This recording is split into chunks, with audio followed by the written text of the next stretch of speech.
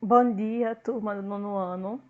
Eu espero que vocês estejam bem. Eu sou a professora Caroline e vamos para mais uma aula de História da Arte. Estou com muita saudade de vocês e eu preparei aqui esse vídeo como forma de fazer vocês relembrar, né, do nosso conteúdo e aquecer um pouco a mente de vocês em relação ao nosso trabalho que vai acontecer na próxima semana, que será sobre o movimento modernista e a Semana de Arte Moderna, tá bom? Então vamos lá. O tema vai ser, desta aula, a gente vai novamente voltar a se introduzir no século XX e no movimento modernista. Por quê? Porque eu vi que muita gente não está assistindo meus vídeos. E esse muita gente que eu falo é muita gente de vocês mesmo. Não estão assistindo meus vídeos. A visualização do nono ano está muito baixa. Então, com este vídeo aqui, eu espero que vocês se atentem a voltar aos conteúdos atrasados, porque se vocês não assistirem os outros vídeos, e olhe que eu passei 2 semanas sem postar, por conta que teve a semana de teste e a outra semana eu não postei aula porque eu estava de atestado médico. Então, vocês ainda não pegaram essas semanas para rever os conteúdos ou para ver os conteúdos, né, gente? Então, aqui, este vídeo é uma segunda chance para vocês saberem do que eu estou falando nessa terceira unidade. Saibam do que eu estou falando, senão vocês vão chegar na quarta unidade sem saber do que eu falei em nenhuma das unidades, porque não assistem os vídeos. No século XX, gente, quem assistiu os meus vídeos sabe muito bem como o século XX foi importante, como as transformações do século XX foram importantes para o início, né, do movimento modernista. Vamos lá. O século XX inicia-se no Brasil com muitos fatos que vão moldando a nova fisionomia do país.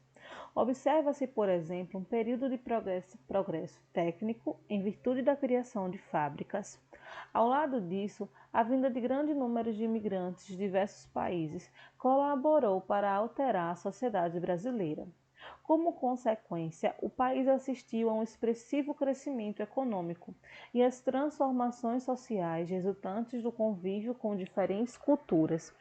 Era necessário, então, surgir uma arte nova para expressar esses novos tempos. Então, gente, com todas essas transformações ocorrendo no século XX, foi necessário que algo viesse à tona para movimentar essas pessoas, não só para movimentar, né, mas para contar tudo o que estivesse acontecendo, para fazer com que as pessoas olhassem, observassem isso que estivesse acontecendo. Como, por exemplo, esta obra aqui, ó, de Tarsila do Amaral, A Estrada de Ferro Central do Brasil. Várias as transformações, né, na malha ferroviária do Brasil estava começando a nascer no início do século XX. Então, essa obra de Tarsila do Amaral, com várias cores, né, várias retas, linhas sinuosas, horizontais, verticais, faz nos lembrar essa questão, né? O nascimento de uma arte nova e a Semana de 1922. Em 1917, as forças sociais que atuavam na realidade brasileira eram bem complexas, e em São Paulo, por exemplo, uma greve geral da qual fizeram parte 70 mil operários, gente. 70 mil operários numa cidade como São Paulo pararam de trabalhar para se manifestar em prol dos seus direitos, em prol de salários, em prol de condições de trabalho mais dignas, em prol de carga de horários mais humanizadas. Essa manifestação foi organizada pelo movimento anarquista, constituído principalmente por imigrantes, os primeiros a questionar o capitalismo paulista. Nesse contexto de transformação, vivia-se então à espera de uma arte nova que exprima a saga desses tempos e do porvir. Essa é uma arte que contasse, né, essas manifestações, uma arte que contasse essas transformações, uma arte que saísse daquele conservadorismo artístico. Essa arte inovadora aparece inicialmente da atividade crítica e literária de Oswald de Andrade, Menotti Del Pitta e Mário de Andrade, entre outros artistas. Oswald de Andrade, em 1912, comenta o Manifesto Futurista de Marianetti, que propõe o compromisso da literatura com a nova civilização técnica. Ao mesmo tempo, alerta para os valores das raízes nacionais, que, segundo ele, deve ser o ponto de partida para os artistas brasileiros.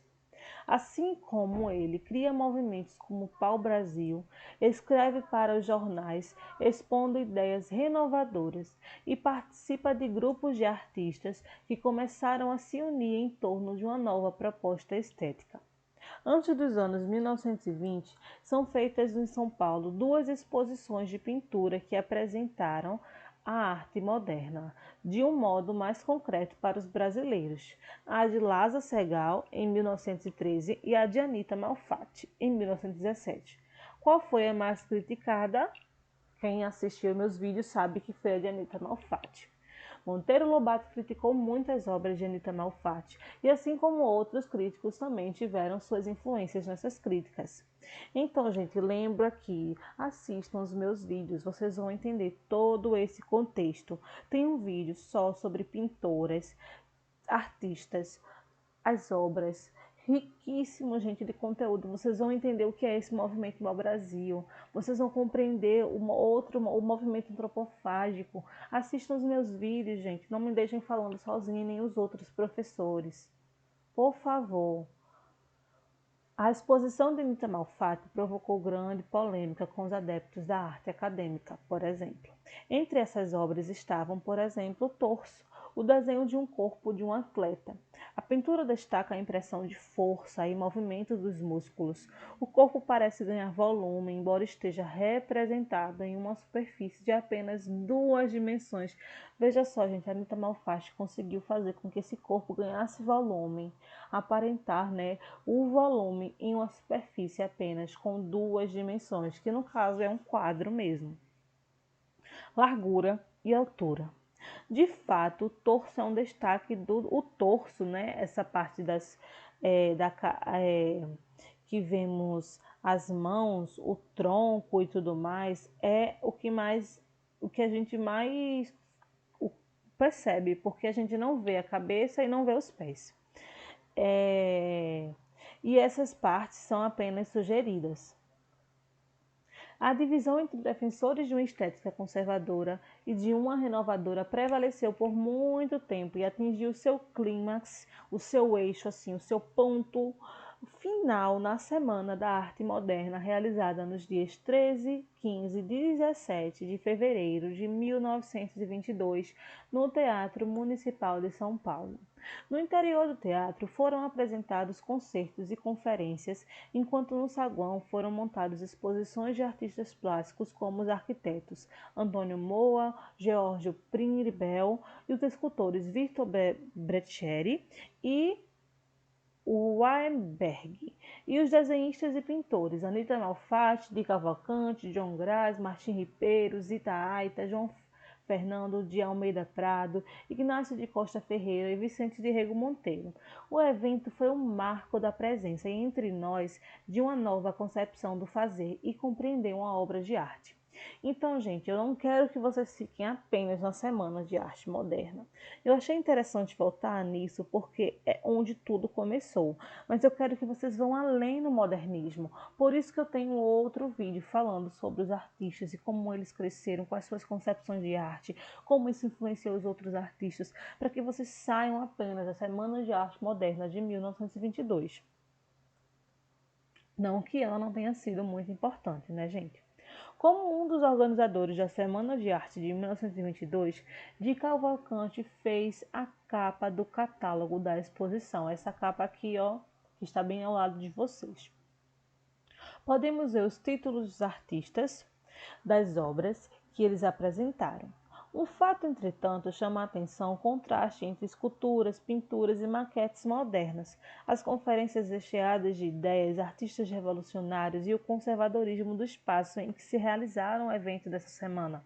E eu falei e vou voltar a falar. Esse contraste entre as novas ideias e o próprio conservadorismo do local é muito importante. Por quê? Em 1922, o Teatro Municipal de São Paulo, inaugurado em 1911, tinha pouco mais de 10 anos de existência, construindo segundo os princípios do ecletismo, a tendência mais aceita da arquitetura no final do século XIX e início do XX. Com expressão de riqueza e progresso, era considerado um marco no desenvolvimento urbano na cidade de São Paulo. Esse ecletismo, mas é preciso não esquecer que a característica fundamental do ecletismo é a fusão de elementos de diferentes tendências. No Teatro Municipal de São Paulo, houve acréscimo de muitos elementos decorativos e arquiteturas, como, por exemplo, a soma de linhas sóbrias a aspectos barrocos. Assim, o ecletismo da construção e o prestígio do teatro municipal sinalizavam a discordância entre o espaço e as novas tendências artísticas apresentadas no evento lá realizadas.